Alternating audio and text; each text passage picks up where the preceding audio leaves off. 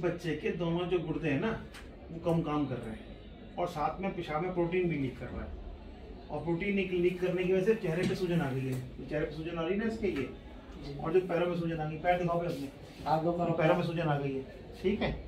और जो हाथ पे सूजन आ रही है, ये सूजन इसीलिए आ रही है कि गुर्दे में प्रोटीन लीक कर रहा है। और गुर्दे में प्रोटीन लीक करने की वजह से शरीर में जो प्रोटीन की मात्रा है वो कम हो गई। अब प्रोटीन की मात्रा कम होने की वजह से जो प्रोटीन का काम होता है शरीर के अंदर वो पूरा नहीं हो पा रहा, और उसकी वजह से चमड़ी के नीचे पानी, जो शरीर का एक्स्ट्रा पानी है वो जमा हो रहा है सूजन के रूप में, ठीक है ना।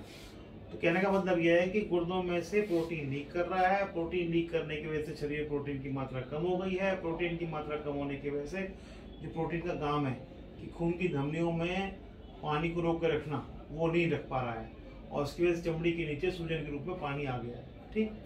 अब क्यों करना क्या है? करना ये है कि इनको जानने के लिए कि गुर्दे में प्रोटीन क्यों लीक कर रहा है, हमें गुर्दे के टुकड़े की जांच करनी पड़ेगी। गुर्दे के टुकड़े की जांच क्यों करनी पड़ेगी? ये तो छोटा बच्चा है, छोटा बच्चा तो है पर इसकी उम्र 10 साल से ऊपर है, ठीक है। अगर इसकी 10 साल से कम होती तो हम इसका इलाज अंदाज से करते, दवाई देके करते, बिना जांच के करते। परंतु इसकी उम्र 10 साल से ऊपर है, तो इसका मतलब इसको जो बीमारी है वो नॉर्मल बीमारी, मिनिमल चेंज डिजीज ना हो सकता है FSGS हो सकता है कोई मिनिमल चेंज का वेरिएंट हो, कोई FSCS हो। और क्योंकि बच्चे की उम्र 10 साल से ऊपर है, इसलिए जरूरी है कि किडनी की बायोप्सी, गुर्दे के टुकड़े की जांच करें। अब गुर्दे के टुकड़े की जांच कैसे करते हैं? गुर्दे के टुकड़े की जांच करने के लिए इसको उल्टा पेट के बल लिटाएंगे और एक सुई आती है, उसके द्वारा छोटा सा पीस, महीन सा पीस निकाल देते हैं जांच के लिए, जो कि हम फिर आगे जांच के लिए भेजते हैं। उससे पता चल जाएगा हमें कि कौन सी बीमारी है गुर्दे की, मिनिमल चेंज है, FSGS है, मेजेटिक प्रोलिफरेटिव, कोई बीमारी भी, जो भी बीमारी है उसका सटीक इलाज हो जाएगा। अब हम कर क्यों रहे हैं? कर इसलिए रहे हैं क्योंकि हमें जानना जरूरी है।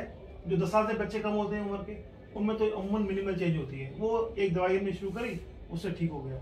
बट इसको बीमारी लगता है 10 साल के बाद हुई है तो बीमारी नहीं होगी, इसलिए इसका हमें बायोप्सी करना जरूरी है। तो अगर आप राजी हो तो हम आज ही बायोप्सी कर लेते हैं और आज ही आपको एडमिट कर लेंगे और कल बायोप्सी करके छुट्टी भी कर देंगे आपकी। बायोप्सी की रिपोर्ट 7 दिन में आती है और 7 दिन बाद आपको जो है हम रिपोर्ट हमें आ जाएगी। अभी फिलहाल अंदाज से ट्रीटमेंट शुरू कर देंगे, उसके बाद आपको परमानेंट ट्रीटमेंट शुरू कर देंगे, और बहुत ज़्यादा उम्मीद है कि वो आपका मरीज जो है वो काबू में आ जाएगा। अब बायोप्सी करते कैसे मैं दिखाता हूँ आपको यूट्यूब पे। ये मरीज का हमने लिटा दिया उल्टा पेट के बल, ठीक है, और ये हमने पेट के बल लिटा दिया। फिर हमने ये लाला दिखाई दे रहा है ना आपको, ये खून नहीं है, ये दवाई है, ठीक। फिर हमने इस तरह की निडल आती है, कोई हाथ में निडल है मेरे, देख रही है हाथ में निडल? जी जी। वो निडल से हमने इसको बच्चे को, और ये अल्ट्रासाउंड की मशीन रखी है यहाँ पर, इसे पकड़ के, और हमने ये जो अल्ट्रासाउंड की मशीन में देखते हुए इसमें डाल देते हैं शरीर के अंदर, ठीक है। और इसमें देखते हुए गुर्दा यहाँ पर, गुर्दा है काले रंग का जो जी, जांच हम कर रहे हैं, ठीक है। और ये हमने एक छोटा सा महीन सा पीस ये हमने निकाल दिया, देखो अब यहाँ देखो ध्यान से, देखो महीन सा पीस है, सुई के बराबर के आकार का है, पतला सा सुई के बराबर, ठीक है, बहुत महीन सा होता है। ये जांच के लिए निकाल देते हैं। इस तरह 2 पीस निकालने पड़ते हैं हमें, और 2 हम निकाल देते हैं, ठीक है।